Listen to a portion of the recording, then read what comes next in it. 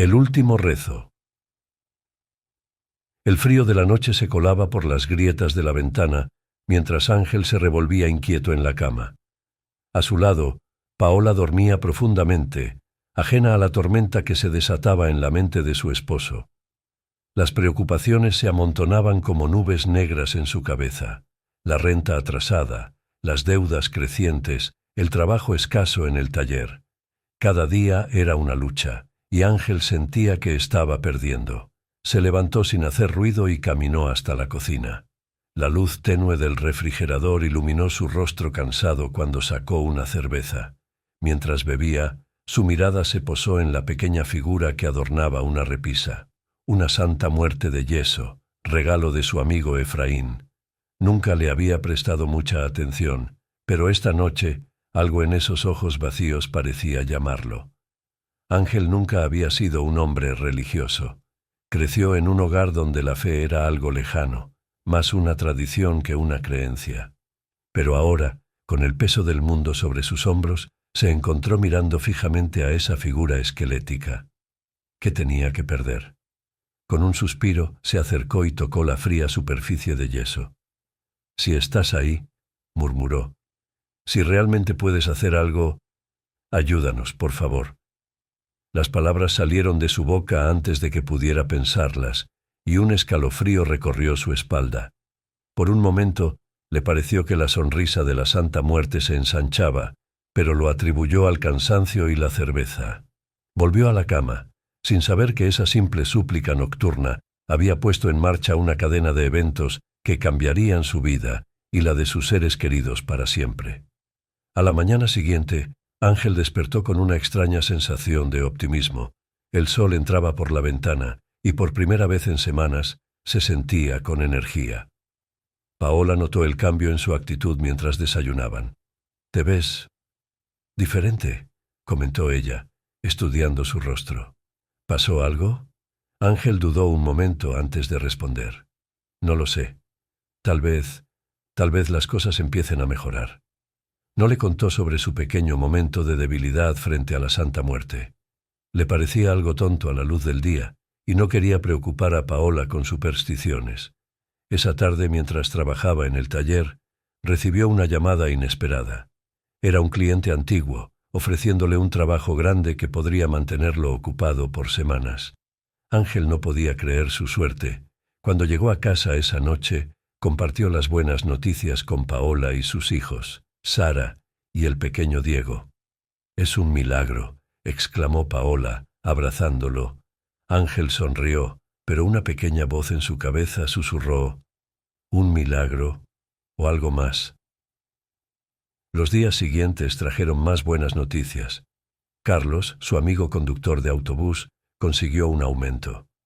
Verónica, la novia de Carlos, fue ascendida en el Oxxo donde trabajaba.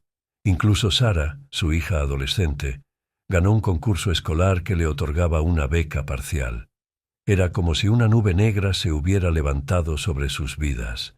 Pero con cada buena noticia, Ángel sentía crecer una inquietud en su interior. No podía evitar mirar de reojo a la figura de la Santa Muerte cada vez que pasaba frente a ella. Una noche, mientras cenaban, Carlos y Verónica los visitaron. Entre risas y bromas, Carlos mencionó algo que hizo que el estómago de Ángel se revolviera. «Es gracioso», dijo Carlos. «Desde hace unos días tengo la sensación de que alguien me observa cuando conduzco de noche. A veces juraría que veo una figura en las paradas vacías». Verónica asintió, su sonrisa desvaneciéndose un poco.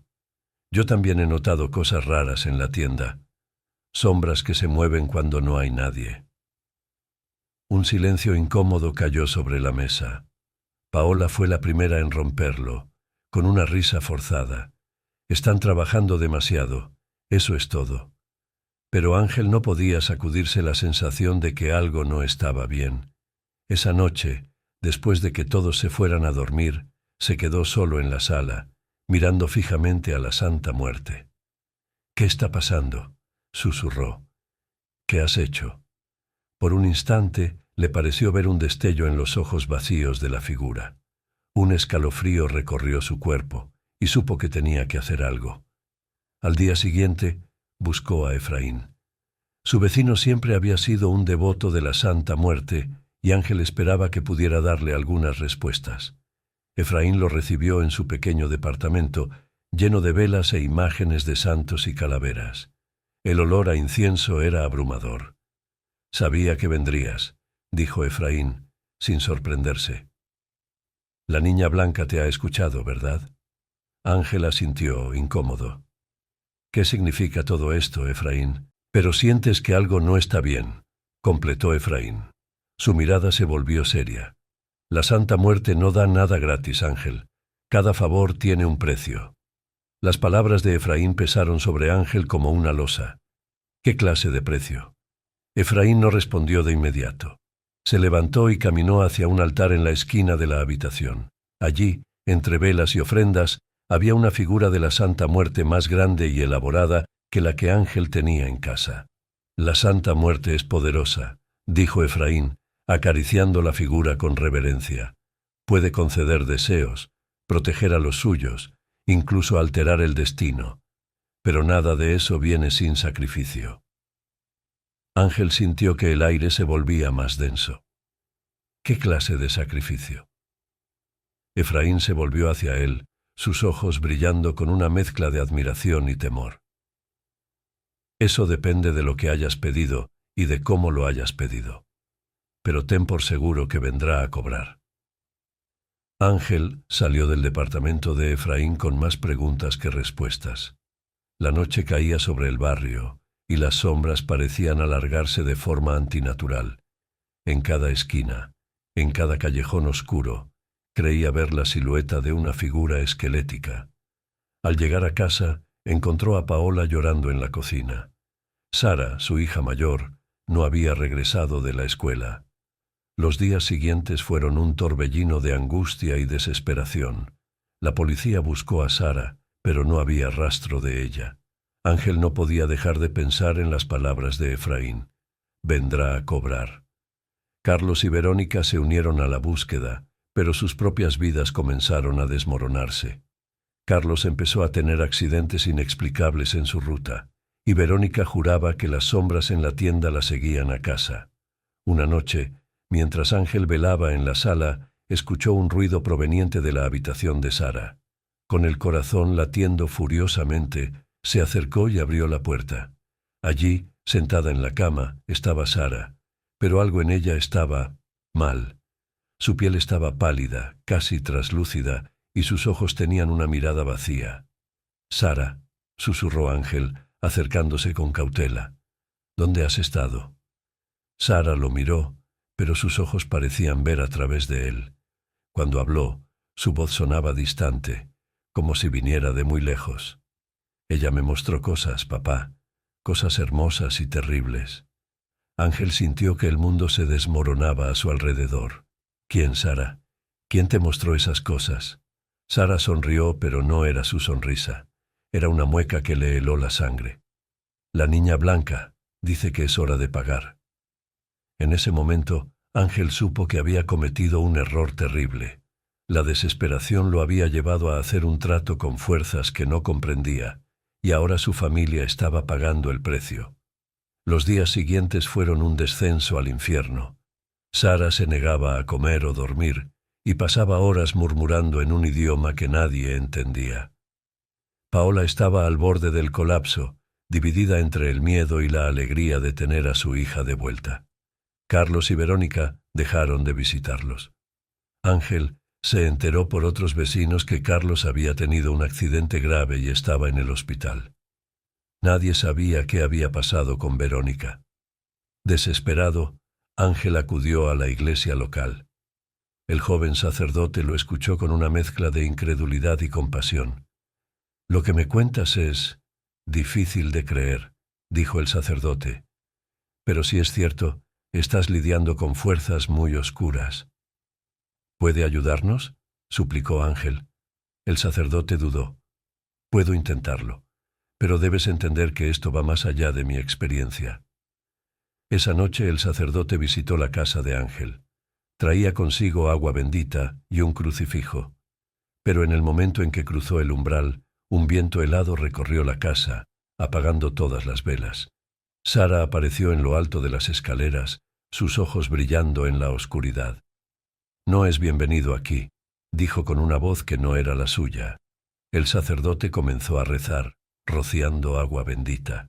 Sara gritó, un sonido inhumano que hizo que todos se estremecieran. Las paredes comenzaron a vibrar y objetos volaron por la habitación. En medio del caos, Ángel vio que la figura de la Santa Muerte en la repisa comenzaba a moverse. Sus ojos vacíos brillaban con una luz rojiza y su sonrisa parecía ensancharse. El sacerdote fue arrojado contra una pared por una fuerza invisible. Paola gritaba, abrazando al pequeño Diego, y Sara flotaba en el aire, riendo con una voz que hacía eco en las paredes. Ángel supo que tenía que terminar con esto. Con un grito desgarrador tomó la figura de la Santa Muerte y la arrojó al suelo, rompiéndola en 1000 pedazos. Por un momento, todo se detuvo. Sara cayó al suelo, inconsciente. El viento cesó, y la casa quedó en un silencio sepulcral. Ángel corrió hacia su hija, tomándola en sus brazos. «Sara, mi niña, ¿estás bien?» Sara abrió los ojos lentamente. Por un instante, Ángel vio en ellos el horror de lo que había vivido. Luego, para su alivio, reconoció a su hija en esa mirada. «Papá», dijo Sara, «tengo miedo». El sacerdote se acercó, cojeando. «No ha terminado», dijo con voz grave. «Esto es solo el comienzo». Ángel abrazó a su familia, sabiendo que el sacerdote tenía razón.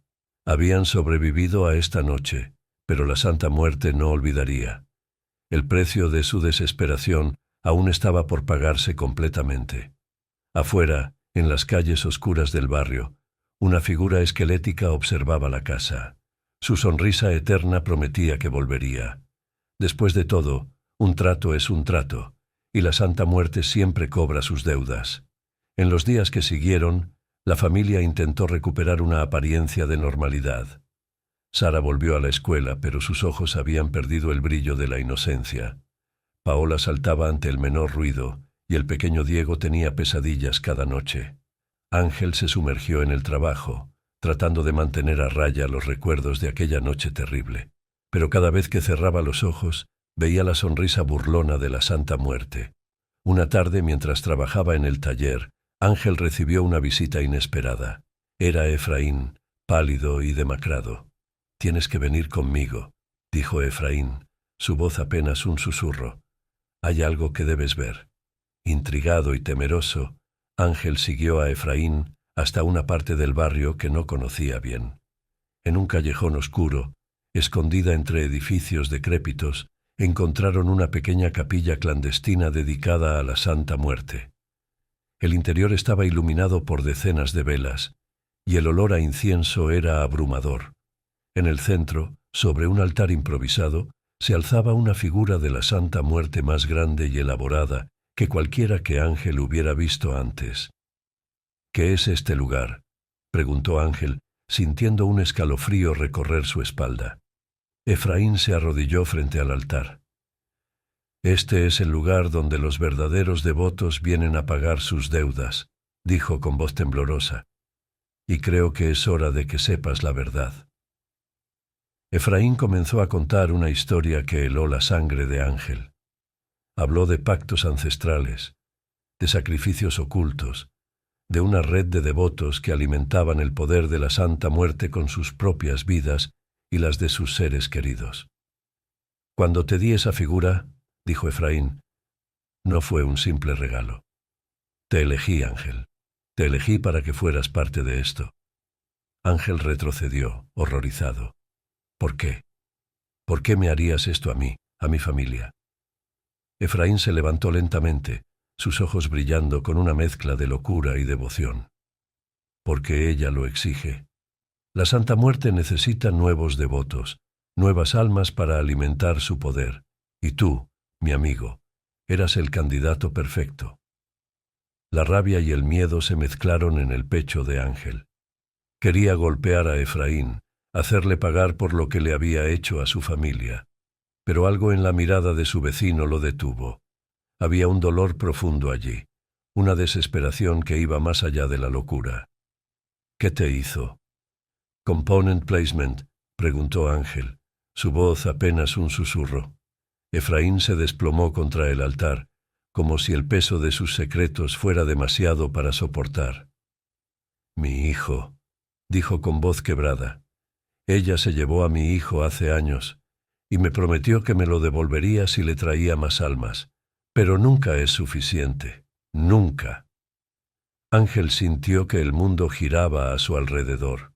Todo esto, todo el horror que había vivido su familia, era parte de un plan más grande y terrible. «Tenemos que detener esto», dijo Ángel, su determinación creciendo. «Tiene que haber una manera de romper este ciclo». Efraín lo miró con una mezcla de esperanza y temor. «Hay una manera», dijo, «pero el precio es alto». Mientras Efraín explicaba el ritual necesario para romper el pacto con la Santa Muerte, Ángel sentía que cada palabra era un peso que se añadía a sus hombros. El ritual requería un sacrificio, no de sangre, sino de algo igualmente precioso: recuerdos. «Debes ofrecer tus recuerdos más preciados», dijo Efraín, «los momentos de felicidad, de amor, todo lo que te hace ser quien eres». Ángel pensó en Paola, en el día que se conocieron, en Sara y Diego, sus primeras palabras, sus primeros pasos. ¿Podría vivir sin esos recuerdos? Pero entonces pensó en el terror en los ojos de Sara, en las pesadillas de Diego, en el miedo constante que ahora gobernaba sus vidas, y supo que no tenía elección. Esa noche, Ángel reunió a su familia y a sus amigos. Carlos, aún recuperándose de su accidente, llegó apoyado en muletas. Verónica, con ojeras profundas y una mirada atormentada, se sentó en silencio en un rincón. El joven sacerdote también estaba allí, su fe puesta a prueba, pero aún dispuesto a ayudar. Ángel les contó todo: el pacto involuntario, la verdad sobre Efraín y el ritual necesario para romper la maldición. Paola lloró en silencio, aferrándose a Sara y Diego. «No puedes hacer esto», dijo Carlos, su voz ronca. «Debe haber otra manera», pero todos sabían que no la había. La Santa Muerte ya había demostrado su poder, y su hambre no conocía límites. Con el corazón pesado, comenzaron el ritual. Efraín guió los rezos, mezclando oraciones católicas con antiguos cánticos paganos. El sacerdote, aunque visiblemente incómodo, añadió sus propias bendiciones. Ángel se arrodilló en el centro de la sala, frente a un altar improvisado donde ardían velas negras. Cerró los ojos y comenzó a ofrecer sus recuerdos. Uno a uno, los momentos más preciados de su vida pasaron frente a sus ojos: el día que conoció a Paola, su boda, el nacimiento de Sara y Diego, risas compartidas, lágrimas consoladas, abrazos que parecían durar una eternidad. Cada recuerdo se desvanecía, dejando un vacío en su lugar. A medida que el ritual avanzaba, una niebla fría comenzó a llenar la habitación. Sombras danzaban en las paredes, y el aire se volvió pesado, cargado de una presencia ancestral y terrible. Sara gritó de repente, señalando hacia un rincón oscuro. Allí, apenas visible, se alzaba la figura esquelética de la Santa Muerte. Su sonrisa eterna parecía más amplia que nunca, sus ojos huecos brillando con un fuego sobrenatural. El sacerdote comenzó a rezar con más fuerza, sosteniendo su crucifijo frente a él como un escudo. Verónica se desmayó, y Carlos luchaba por mantenerla consciente. Ángel sentía que su mente se vaciaba, que su identidad se deshacía, pero se aferró a un único pensamiento: proteger a su familia. De pronto, la figura de la Santa Muerte se movió. Con un movimiento fluido, se acercó al altar. Todos contuvieron la respiración, paralizados por el terror. La Santa Muerte extendió una mano huesuda hacia Ángel. Por un momento interminable, pareció que iba a tomarlo, a llevárselo a un reino de oscuridad eterna. Pero entonces, algo cambió. La figura se detuvo, inclinó su cabeza como si escuchara una voz distante, y luego, tan repentinamente como había aparecido, se desvaneció en el aire. El silencio que siguió fue ensordecedor. Poco a poco, la niebla se disipó y las sombras retrocedieron. El ritual había terminado. Ángel abrió los ojos lentamente. Se sentía vacío. Miró a su alrededor, reconociendo las caras de las personas que lo rodeaban, pero sin sentir la conexión emocional que debería haber tenido. Paola se acercó, lágrimas corriendo por sus mejillas. «Ángel, ¿me recuerdas?» Ángel la miró, buscando en su mente los recuerdos de su vida juntos, pero donde debería haber habido una historia de amor, solo había un vacío. «Sé quién eres», dijo con voz hueca, «pero no recuerdo amarte». El llanto de Paola se intensificó, y Sara y Diego corrieron a abrazar a su padre. Ángel los envolvió en sus brazos automáticamente, pero el gesto carecía de la calidez y el amor que siempre había tenido. En los días y semanas que siguieron, la vida intentó volver a la normalidad. La presencia opresiva de la Santa Muerte había desaparecido, y los fenómenos paranormales cesaron. Pero el precio pagado era evidente en cada interacción, en cada momento familiar que ahora estaba teñido de una tristeza indescriptible. Ángel se esforzaba por reconectar con su familia, por reconstruir los lazos que el ritual había destruido. Pero era como tratar de armar un rompecabezas sin saber cómo debía verse la imagen final. Una tarde, mientras Ángel trabajaba en silencio en el taller, Paola entró con una caja vieja en las manos. «Encontré esto en el ático», dijo, su voz cargada de esperanza. «Son fotos, videos, recuerdos de nuestra vida juntos. Pensé que tal vez podrían ayudarte a recordar». Ángel asintió, agradecido por el esfuerzo pero sin sentir la emoción que Paola esperaba ver. Juntos comenzaron a revisar el contenido de la caja. Fotos de su boda, videos del nacimiento de Sara y Diego, cartas de amor escritas años atrás. Ángel los observaba con interés. De pronto, algo en una de las fotos llamó su atención. En el fondo, apenas visible, había una figura borrosa. Una figura que parecía llevar una túnica negra y sostenía algo que se asemejaba a una guadaña. El corazón de Ángel se aceleró. ¿Era posible? La Santa Muerte había estado presente en sus vidas mucho antes de que él hiciera aquel fatídico rezo. Mientras seguía revisando las fotos y videos, Ángel comenzó a notar más detalles inquietantes. Sombras fuera de lugar, reflejos extraños, siluetas apenas perceptibles. En cada momento importante de su vida, parecía haber una presencia oscura acechando. Las sombras del altar. Me llamo Andrés, y esta es la historia de cómo nuestra devoción se convirtió en nuestra perdición. Al llegar a la casa familiar, el olor a copal y flores de cempasúchil me golpeó como un puñetazo. Mi hermana Cecilia, con los ojos hinchados de tanto llorar, me recibió con un abrazo silencioso. Dentro, la sala estaba repleta de familiares y amigos, todos vestidos de negro, murmurando en voz baja como si temieran despertar al muerto. En el centro de la habitación, sobre una mesa improvisada cubierta con un mantel bordado, yacía el cuerpo de mi hermano Roberto. A su alrededor, velas parpadeantes y ofrendas a la Santa Muerte creaban un ambiente casi místico. Nuestra madre, Margarita, permanecía sentada junto al cuerpo, sus manos arrugadas acariciando suavemente el rostro frío de su hijo. Mi esposa Lorena me apretó la mano, ofreciéndome un consuelo silencioso.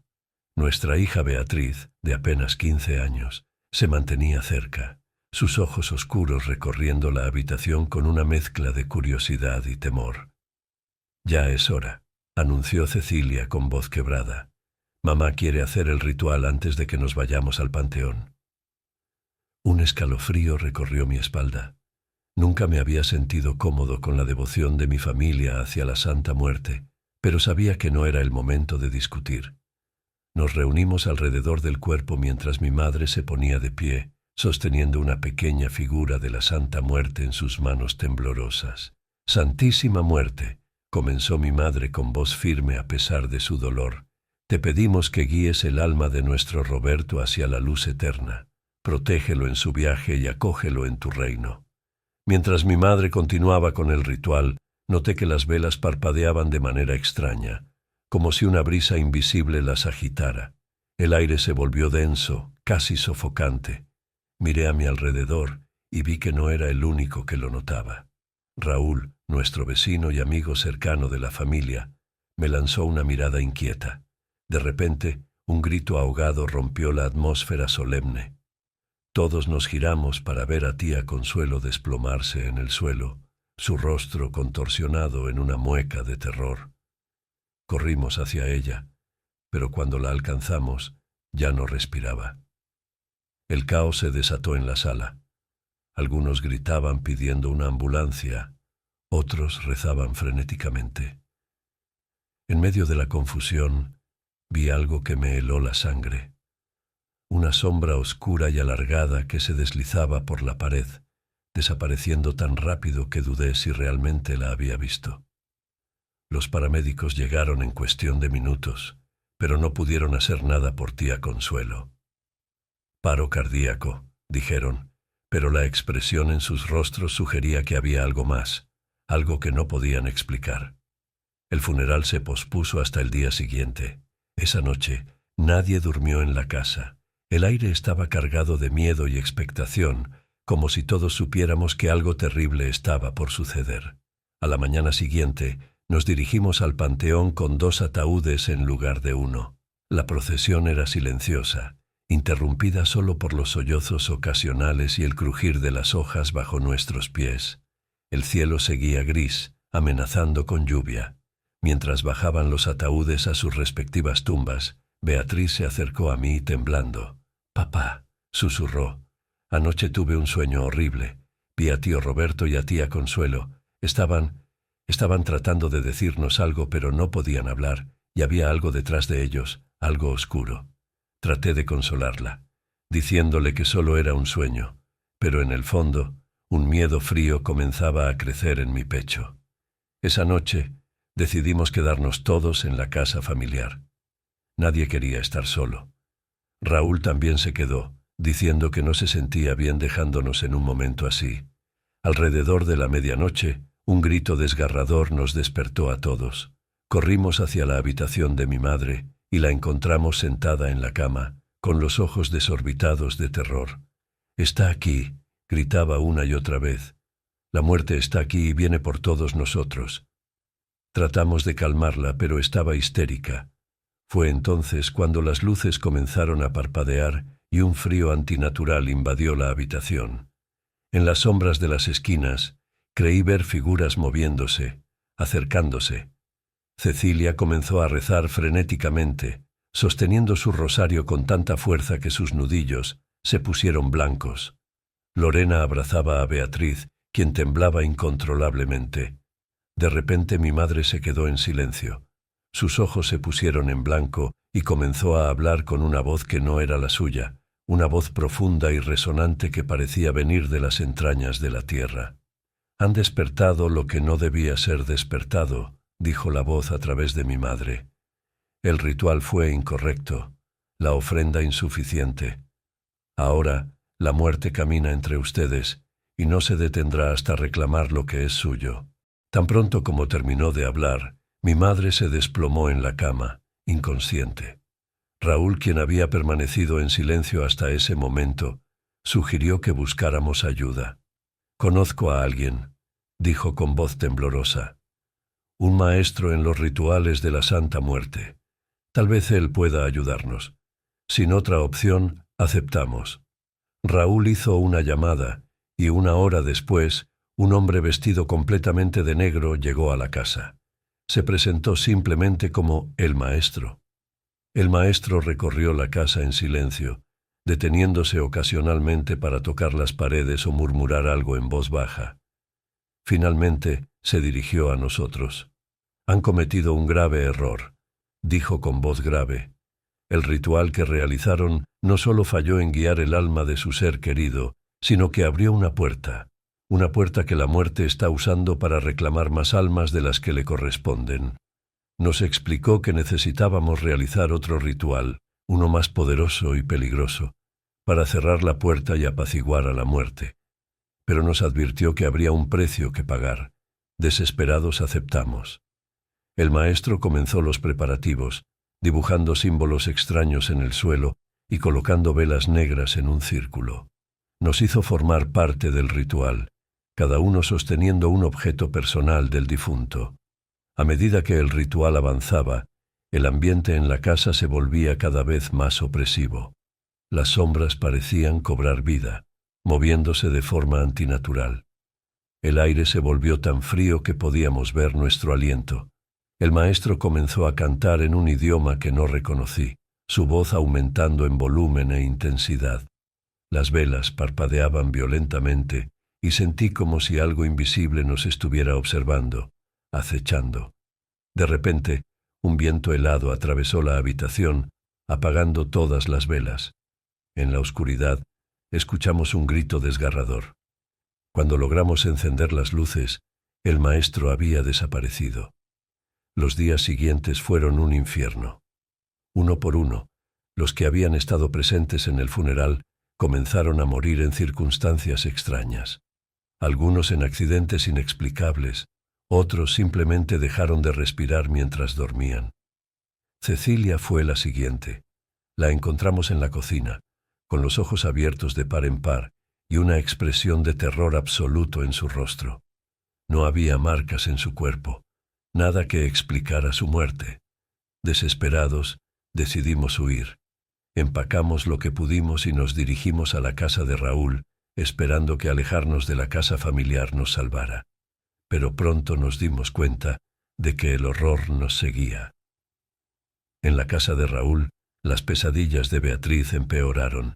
Gritaba en sueños, hablando de sombras que la perseguían y de voces que susurraban cosas horribles en sus oídos. Lorena y yo nos turnábamos para vigilarla, temiendo que en cualquier momento pudiera ser la siguiente. Una noche, mientras todos tratábamos de dormir, escuchamos un ruido en la cocina. Raúl fue a investigar. Pasaron varios minutos y no regresaba. Cuando fui a buscarlo, lo encontré de rodillas en el suelo murmurando incoherencias. Sus ojos estaban vidriosos y su piel estaba fría al tacto. Antes de que pudiera hacer algo, Raúl se desplomó, sin vida. Fue entonces cuando tomé una decisión desesperada. Recordé una capilla improvisada dedicada a la Santa Muerte que había visto en un callejón cercano. Decidí ir allí, esperando encontrar una manera de detener esta pesadilla. Le dije a Lorena que se quedara con Beatriz mientras yo iba a buscar ayuda. El miedo en sus ojos me partió el corazón, pero sabía que tenía que hacer algo. La capilla era pequeña y oscura, iluminada solo por unas pocas velas. En el centro, una estatua de la Santa Muerte parecía observarme con sus ojos vacíos. Me arrodillé frente a ella, rezando como nunca antes lo había hecho. «Por favor», supliqué, «toma mi vida si es necesario, pero salva a mi familia. Detén esto». De repente, sentí una presencia detrás de mí. Me giré lentamente, temiendo lo que pudiera ver. Allí, en las sombras, vi una figura encapuchada. No podía ver su rostro, pero sentí un frío que me caló hasta los huesos.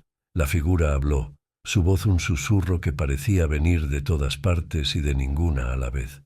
«Tu oferta es aceptada», dijo, «pero recuerda, la muerte siempre cobra su precio». Sentí un dolor agudo en el pecho y caí al suelo.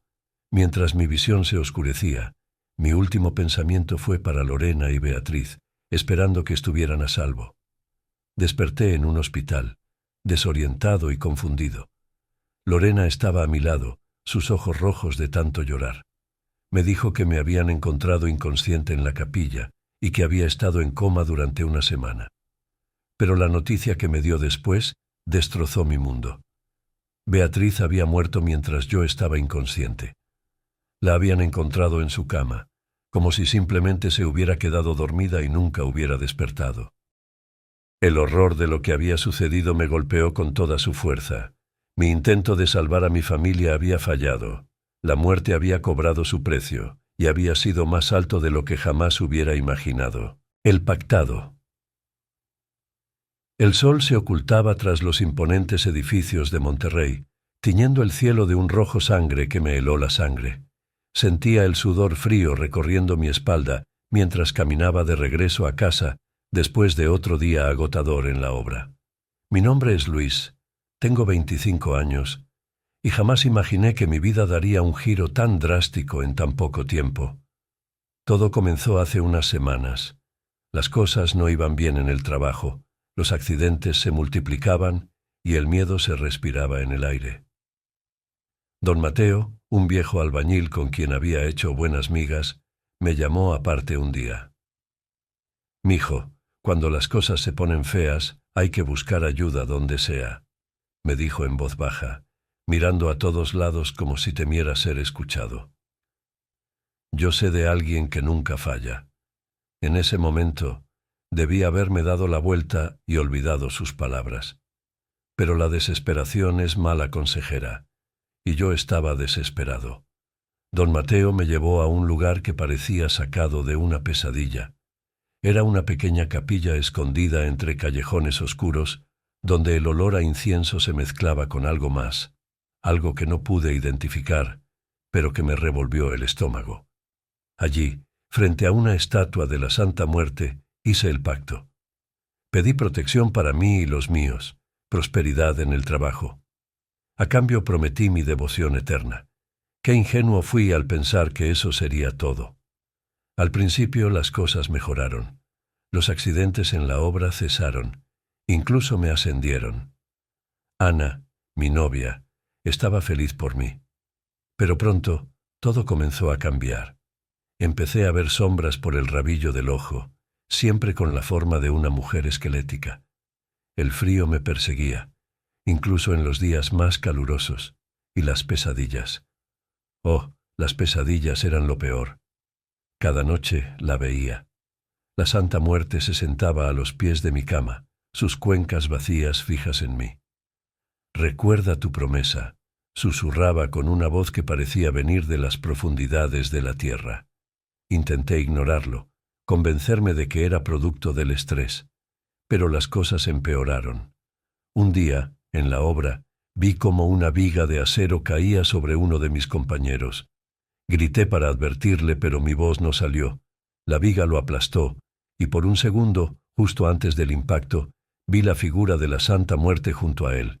Aterrorizado le conté todo a Ana. Ella, preocupada, sugirió que buscáramos ayuda. Fuimos a la iglesia local, donde el padre Samuel nos escuchó con una mezcla de horror y compasión.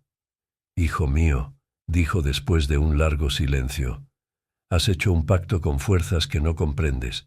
No sé si pueda ayudarte, pero haré lo que esté en mis manos». El padre Samuel intentó un exorcismo, pero solo empeoró las cosas. Esa noche, la Santa Muerte apareció en mi habitación, más real que nunca. Su risa resonó en las paredes, y sentí como el aire se volvía denso, casi irrespirable. «¿Creíste que podrías librarte de mí tan fácilmente?», Drenia preguntó con una voz que parecía provenir de todas partes y de ninguna a la vez. «Recuerda, Luis, me perteneces, y pronto, todos los que amas también lo harán». Desesperado le conté todo a mi hermana Valeria. Ella siempre había sido la valiente, la que buscaba soluciones cuando todo parecía perdido.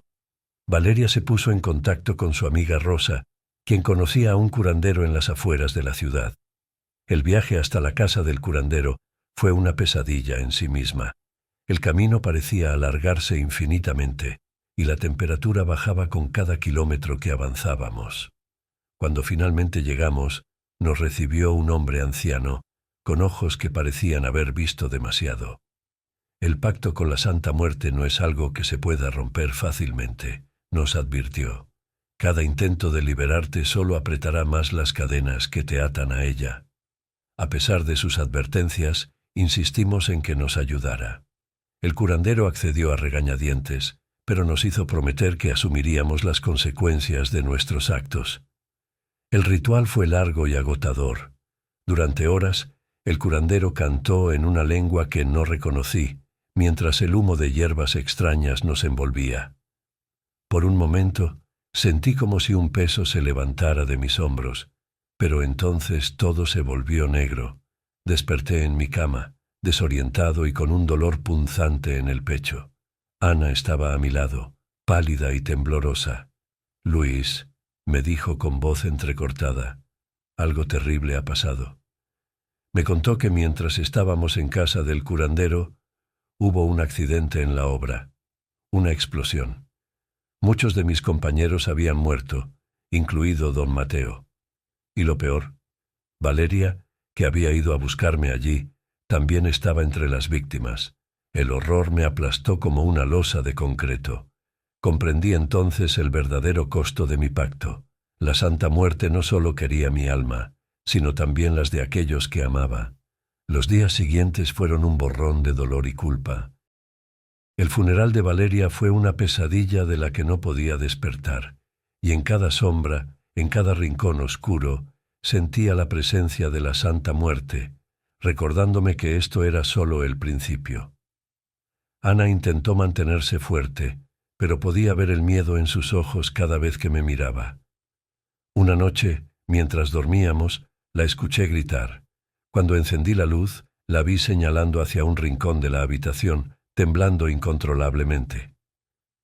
«La vi, Luis», sollozó. La vi a ella. Supe entonces que Ana también estaba atrapada en mi pesadilla. La culpa me carcomía por dentro, sabiendo que la había arrastrado conmigo a este infierno. Desesperado, volví a buscar al padre Samuel. Lo encontré en la iglesia, rezando frente al altar. Cuando me vio, su rostro se ensombreció. «Luis», dijo con voz cansada, «he estado investigando sobre tu situación. Lo que has hecho no tiene vuelta atrás. La Santa Muerte no liberará tu alma, ni la de los que amas». Sus palabras me golpearon como un martillo. «Entonces, ¿qué puedo hacer?». «Zrenia», pregunté, al borde de las lágrimas. El padre Samuel me miró con compasión. «Reza, hijo mío, reza y prepárate para lo que viene, porque me temo que lo peor aún está por llegar». Salí de la iglesia sintiéndome más perdido que nunca. El cielo estaba cubierto de nubes oscuras y un viento frío soplaba por las calles desiertas. Por un momento me pareció ver la figura de la Santa Muerte reflejada en el vidrio de un auto estacionado, su sonrisa macabra burlándose de mi desesperación. Esa noche tuve la peor pesadilla hasta el momento. Me vi a mí mismo en un cementerio interminable, rodeado de tumbas que llevaban los nombres de todos mis seres queridos. La Santa Muerte caminaba entre las lápidas, señalándolas una por una. «Todos ellos, Luis», dijo con su voz de ultratumba, «todos ellos pagarán el precio de tu pacto». Me desperté gritando, empapado en sudor frío. Ana no estaba a mi lado. La busqué por toda la casa, llamándola desesperadamente. La encontré en la cocina, inmóvil frente a la ventana. «Ana», la llamé suavemente, temiendo lo peor. Cuando se giró, vi que sus ojos estaban vacíos, sin vida. Su boca se abrió, pero la voz que salió no era la suya. «Te lo advertí, Luis», dijo la Santa Muerte a través de Ana. «Ahora ella también me pertenece». El horror me paralizó. Vi cómo el cuerpo de Ana se desplomaba en el suelo, como una marioneta a la que le han cortado los hilos. Me abalancé sobre ella, gritando su nombre, pero sabía que era inútil. Los días siguientes fueron un infierno en vida. Ana estaba en coma. Los médicos no podían explicar qué le había sucedido. Yo sabía la verdad, pero ¿quién me creería? Me sumergí en una espiral de autodestrucción. Dejé el trabajo, apenas comía o dormía. La culpa y el miedo me consumían. Cada noche la Santa Muerte me visitaba, recordándome que esto era solo el comienzo de mi tormento. En mi desesperación volví a buscar al curandero. Su casa parecía aún más siniestra que la primera vez, como si las sombras se hubieran apoderado del lugar. El anciano me recibió con una mirada de pena. «Te lo advertí, muchacho», dijo. «El pacto con la Santa Muerte no se puede romper, Pero quizás haya una manera de salvar a los que amas. Me explicó que existía un ritual, uno antiguo y peligroso. Podría ofrecerme a mí mismo a la Santa Muerte, entregándole mi alma por completo, a cambio de la liberación de Ana y los demás. Pero escúchame bien, advirtió el curandero. Si haces esto, tu tormento será eterno. Tu alma vagará para siempre en el reino de la Santa Muerte. No necesité pensarlo 2 veces. Si podía salvar a Ana, a mi familia, a mis amigos, estaba dispuesto a pagar cualquier precio. Esa noche, bajo la luz de la luna llena, realicé el ritual en el mismo lugar donde había hecho el pacto original. El aire se volvió frío y sentí cómo las sombras se arremolinaban a mi alrededor. La Santa Muerte apareció más real y terrorífica que nunca. Su risa resonó en la noche, helándome la sangre. «Así que has decidido entregarte por completo», dijo. «Muy bien, Luis. Tu sacrificio será aceptado». Sentí como mi alma era arrancada de mi cuerpo, un dolor indescriptible que me hizo gritar en agonía. Lo último que vi antes de que todo se volviera oscuridad fue la sonrisa triunfante de la Santa Muerte. Desperté en el hospital, desorientado y confundido. Ana estaba a mi lado, sus ojos llenos de lágrimas de alegría. «Luis», exclamó, «has despertado».